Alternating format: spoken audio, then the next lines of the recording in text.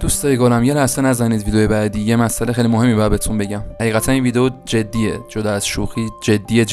یه لحظه بدونه که بخوام صدامو خیلی ترنتور حرف بزنم یا افکتای خیلی خاصی بزنم رو ویدیو، چون نمیطلبه این ویدیو. یکم حرف میخوام باتون یه لحظه بزنم، خیلی کوتاه.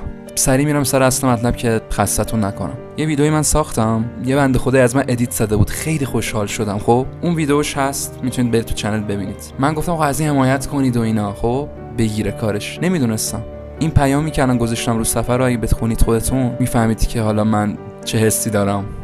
بعد از اینکه من این ویدیو رو گذاشتم و بهش گفتم که آقا ویدیو ساختم از ویدیویی که ازم درست کردی ادیته، کلی بهش پیام دادم و اینا، گفتم آقا کارت بگیره ان شاءالله، انجام بده، ادامه بده، خیلی خفنه کارت و اینا، دوست دارم کلا کارتو، خیلی حرفای مثبت بهش زدم. بعد اومد این پیامو برام گذاشت که گویا مادرشون سرطان داره و خب سخته، خیلی سخته. میگم یکم این شورت شد